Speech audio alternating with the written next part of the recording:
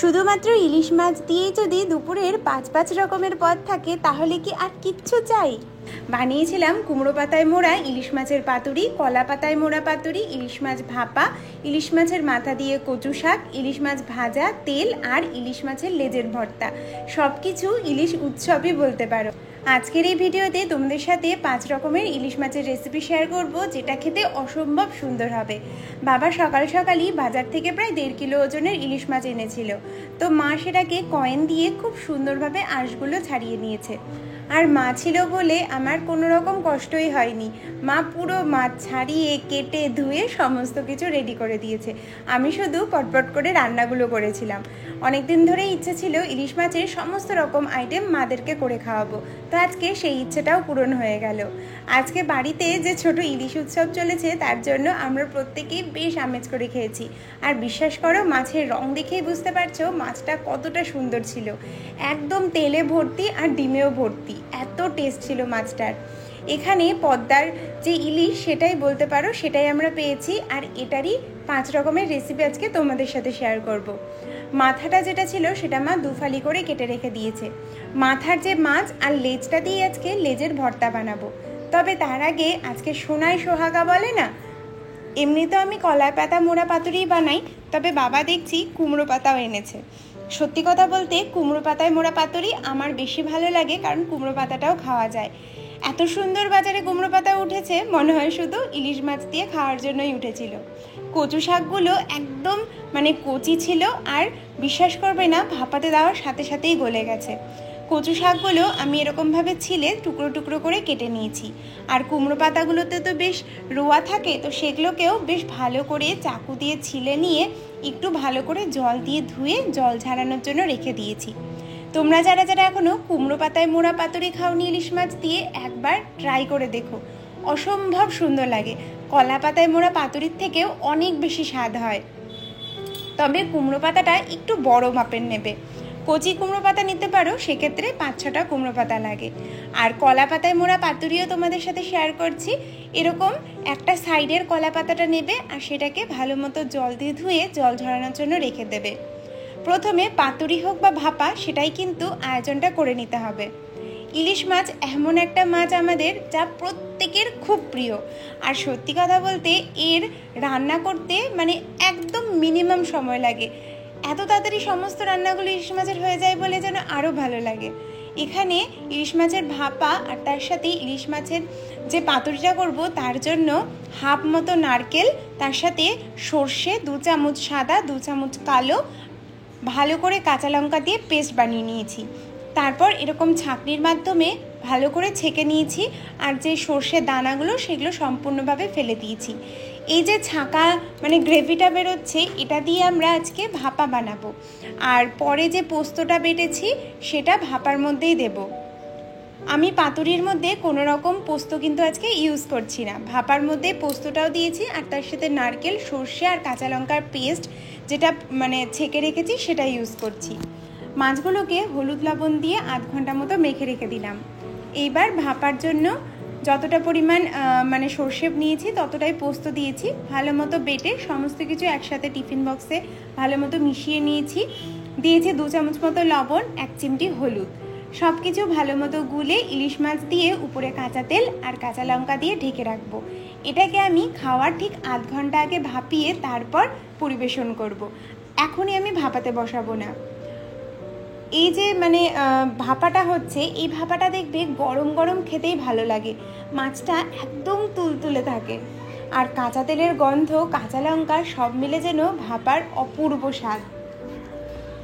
আর এদিকে নারকেলের সাথে পোস্ত, কাঁচা লঙ্কা নারকেলের সাথে সর্ষে, কালো সর্ষে, সাদা সর্ষে, কাঁচা লঙ্কা বেটে নিয়েছি, একদম স্মুথ পেস্ট করে নিয়েছি। এটা দিয়ে আমরা পাতুরি বানাবো। পাতুরির মধ্যে তোমরা চাইলে জল ঝরানো টক দই 1 চামচ দিতে পারো, তবে আমার খুব একটা ভালো লাগে না, সেজন্য আমি সিম্পল এইভাবেই বানাই। তবে নারকেলটা দেবে, নারকেল দিলে খুব ভালো লাগে। আর তারপর সরষের তেল, সামান্য জল দিয়েছি, আর মাছগুলোকে সুন্দরভাবে মেখে রাখবো। প্রথমে আমরা পাতুরিটাকে বসিয়ে দেব। পাতুরি আমি আজকে ভাপা বানাচ্ছি না, একটু ভেজে করব অন্যরকম করে। তোমরা ভাপাও বানাতে পারো, যেরকম করে একদম যেমন করে আমরা ইলিশ মাছ ভাপা বানাই ঠিক তেমনি করে ওই কলা পাতাটাকে ভাপিয়েও পাতুরিটা বানানো যায়, তবে আজকে আমি ভেজে বানাবো। আমি দেখো প্রথমে কলা পাতার প্রসেসটা তোমাদেরকে দেখিয়ে দিই। কলা পাতাটা লম্বালম্বি করে নিয়েছি আর মাঝখানে লম্বালম্বি করেই কিন্তু ইলিশ মাছটা নিয়েছি। এইবার এক সাইড এরকম যেমন করে দেখাচ্ছি ঠিক তেমনি করে ভাঁজ করে নিয়ে এটাকে তোমরা সুতোয় বাঁধতেও পারো, তবে আজকে বাঁধছি না, আমার মনে হয় এটা বাঁধার দরকার নেই। তোমাদের যদি মনে হয় এটা বাঁধার দরকার আছে তাহলে সুন্দরভাবে সুতো দিয়ে দুপাশ দিয়ে বেঁধে নেবে। আর এই চাল কুমড়ো পাতা, এটা কিন্তু লাউ পাতা বা কুমড়ো পাতা না, এটা চাল কুমড়ো পাতা।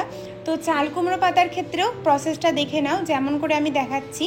মাঝামাঝি রেখে ইলিশ মাছটা রেখে সুন্দরভাবে মুড়ে দেবে, কোনো অসুবিধে হবে না। দেখো পুরোটা সুন্দর মুড়ে গেছে। এই পাতাটাকে একটু বেঁধে দিতে হবে, সুতো দিয়েও বাঁধতে পারো, আমি নারকেলের দড়ি দিয়ে বেঁধেছি। খুব সুন্দর এরকমভাবে পাতুরি বানানো যায়। আর এই কুমড়ো পাতায় মোড়া পাতুরি খেতে ভীষণ টেস্টি হয়। চাইলে তোমরা চাল কুমড়ো পাতা বা লাউ পাতাও ইউজ করতে পারো, তবে মিষ্টি কুমড়ার পাতা, তবে চাল কুমড়ো পাতার জন্য স্বাদটা আরও ভালো হয়। কচু শাক সুন্দরভাবে কেটে মা ধুয়ে রেখে দিয়েছে। প্রথমে কচু শাকটা ভাপিয়ে নেব। কচু শাকটা ভাপানোর জন্য গলাটা অতটা ধরে না। আর ওদিকে একটা তাওয়ার মধ্যে আমি পাতুরিটাকেও বসিয়ে দেব। এই দুটোই একটু লং প্রসেসের রান্না, মানে কচু শাক তো তোমরা জানো একটু হতে সময় লাগে, আর এই পাতুরিটা ঢেকে ঢেকে আমরা প্রায় 20 থেকে 25 মিনিট রান্না করে নেব। একটু সরষের তেল দিয়েছি তাওয়ার মধ্যে, আর তারপর এগুলোকে দিয়ে 3-4 বার এপাশ ওপাশ উল্টে পাল্টে ভাজা করে নিলেই পাতুরি তৈরি। কচু শাকটা খুব কচি ছিল, খুব একটা সময় লাগেনি, 10 মিনিটেই সুন্দরভাবে গলে গেছে। আর তারপর ভালোভাবে লবণ দিয়ে নাড়াচাড়া করে একটু নরম হয়ে আসলে মা জল ঝরানোর জন্য রেখে দিয়েছিল। সত্যি কথা বলতে হাই ফ্লেমে করেছে বলে খুব একটা জলও কচু শাক থেকে বেরোয়নি। আর এদিকে কলাই পাতা যে মোড়া পাতুরিগুলো বলছি সেগুলোকে কিন্তু মাঝে সাঝেই উল্টে পাল্টে দিতে হবে। লক্ষ্য অবশ্যই রাখতে হবে, ভুলে গেলে কিন্তু এই পাতুরি ব্যাপারে চলবে না, মাঝে সাঝেই পাতুরিটাকে একটু উল্টে পাল্টে দিতে হবে। আমি মোটামুটি 20 মিনিট মতো পাতুরিগুলোকে মিডিয়াম ফ্লেমে মানে ভালো মতো ভাজা করে নিয়েছি। এটা ছোট গ্যাসে বসিয়েছিলাম, তোমরা যদি বড় গ্যাসে করো তাহলে কিন্তু মিডিয়াম ফ্লেমেই করবে, নয়তো পাতাগুলো জ্বলে গেলে কিন্তু খেতে ভালো হবে না। কচু শাকটা মা সুন্দরভাবে নামিয়ে রেখেছে, এবার আমি কচু শাকটাও বসিয়ে দেব। মাছ ভাজার মধ্যে মানে আছে হলো লেজ মাথা, আর তো তেমন কিছু ভাজা নেই। খাওয়ার সময় গরম গরম মাছ ভাজা সবাইকে একটা করে ভেজে দেব। প্রথমে মাছের লেজ আর মাথাটা ভেজে নিই। লেজ দিয়ে আজকে ভর্তা বানাবো, যেটা অপূর্ব সুন্দর হয়। আর এই যে কানকো টাইপের অংশটা দেখছো, এটাও লেজ ভর্তার মধ্যেই দিয়ে দেব, ভীষণ ভালো লাগে খেতে। মাছের মাথাটাও খুব সুন্দর কড়া করেই ভেজে নিয়েছিলাম।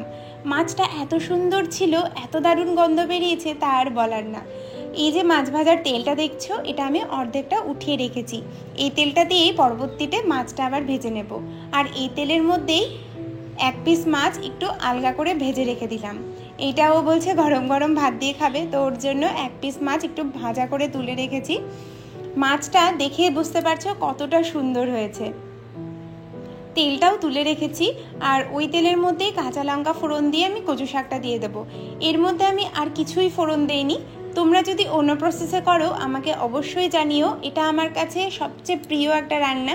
কচু শাক দিয়ে মাছের মাথা বলে বোঝাতে পারবো না কতটা সুন্দর লাগে খেতে। তবে এর মধ্যে আমার মা কোনোদিনই কোনো ফোড়ন দেয়নি, কারণ ইলিশ মাছের গন্ধেই পুরো খাওয়া হয়ে যায়। আমি পাতুরিটাকেও নামিয়ে রেখেছি, আর এদিকে ভাপাটাও বসিয়ে দিলাম। ভাপাটা কিন্তু জল ফোটার পরই টিফিন বক্সটা আমরা দেবো, আর পাক্কা 15 মিনিট মিডিয়াম টু হাই ফ্লেমে ভাপাটা ভালো করে সেদ্ধ করে নামিয়ে রাখবো। আর ইলিশ মাছের লেজের ভর্তাটা আমি নেট থেকে শিখেছি। সত্যি কথা বলতে আগে আমরা অত লেজের ভর্তা খেতাম না, তবে ইলিশ মাছের লেজটা অত কারো পছন্দ হয় না বলে লেজের ভর্তাটা অসাধারণ লাগে খেতে। তো লেজের ভর্তাটা আজকে আমি সিম্পল উপায়ে বানাচ্ছি। পেঁয়াজ আর রসুনটাকে কেটে রেখেছি, আর ওইদিকে কচু শাকটাও মাঝে মধ্যে আমি একটু নাড়াচাড়া করে নিচ্ছি, কারণ কচু শাক শুকাতে একটু সময় লাগে। তো মা আমার এখানে অনেক হেল্প করেছে, মা পুরো কচু শাকটা শুকাতে হেল্প করেছে। কচু শাকটাও আমাদের রেডি হয়ে গেছে, বেশ শুকনো শুকনো করে নামিয়ে রেখেছি। আর ইলিশ মাছগুলোকেও একটু কড়া করে ভেজে তুলে রেখেছি, আর সেই তেলের মধ্যে পেঁয়াজ আর রসুনটাকে ভালো মতো ভেজে নিয়েছি। একদমই কালচে করে ভাজবে না, ব্রাউন করে ভাজবে। কালচে করে ভাজলে কিন্তু স্বাদ ভালো হয় না। আমি হালকা ব্রাউন করে ভেজে তুলে রেখেছি। আর ইলিশ মাছের লেজে তো প্রচণ্ড কাঁটা থাকে, তোমরা প্রত্যেকেই জানো। তো কাঁটাগুলোকে মোটামুটি বেছে নিয়ে আমি সুন্দরভাবে ওই পেঁয়াজ রসুন আর একটু শুকনো লঙ্কা পুড়িয়ে নিয়েছিলাম, সেই পোড়ানো শুকনো লঙ্কা দিয়ে ভালোভাবে মেখেছি। এই লেজের ভর্তাটা এতটা টেস্ট হয়েছিল তোমাদের আমি বলে বোঝাতে পারবো না। যারা যারা এইসব রান্নাগুলো একবার ট্রাই করবে আর কি, তারা অবশ্যই ছবি শেয়ার করবে। আজকের এই ছোটোখাটো ইলিশ উৎসব কেমন লাগলো অবশ্যই জানিও। ভাপাটা কিন্তু অদ্ভুত সুন্দর খেতে হয়েছিল। আমরা সচরাচর ভাপায় কিন্তু নারকেলের দুধ দেই না, আজকে নারকেলের দুধ দিয়ে দারুণ লাগছিল খেতে। আমি প্রথমেই ইলিশ মাছের তেল দিয়ে ভাতটা খেয়েছি, তারপর একে একে সমস্ত কিছু আমরা বেশ আনন্দ করে খেয়েছি। আজকের আমাদের বাড়ির এই ছোটো ইলিশ উৎসবটা কেমন লাগলো জানাতে ভুলো না। ইলিশ মাছের ভাপাটা কে কীভাবে বানাও সেটাও অবশ্যই জানিও। আয়োজন ছিল যৎ সামান্যই, তবে সম্পূর্ণ ইলিশেরই আয়োজন। প্রত্যেকেই আমরা ইলিশ মাছ প্রেমী, আর ইলিশ মাছ খেতে আমাদের বাড়ির লোক আর আমরা যে কত ভালোবাসি। বাবা মা আশায় এরকম একটা আয়োজন করতে পেরেছি বলে নিজেকেও না খুব ভালো লাগছে। সবাই খুব ভালোবেসে খেয়েছে। বিশেষ করে পাতুরি আর ভাপার সাথে তো কোনো তুলনাই হয় না। বিশেষত ইলিশ মাছের লেজের ভর্তাটা আমার খুবই প্রিয়। ইলিশ মাছের লেজটা আমি প্রায়শই রেখে দেই, পিসগুলো খেয়ে পরের দিন আলাদা করে ইলিশ মাছের লেজের ভর্তাটা বানানো হয়। আর এই যে চাল কুমড়ার পাতাটা দেখছো, এটাও কিন্তু সুন্দর ভাত দিয়ে মাখিয়ে খাওয়া যায়। বেশ মিষ্টি মিষ্টি লাগে খেতে, আর দুর্ধর্ষ হয় খেতে। অবশ্যই জানিও কেমন লাগলো।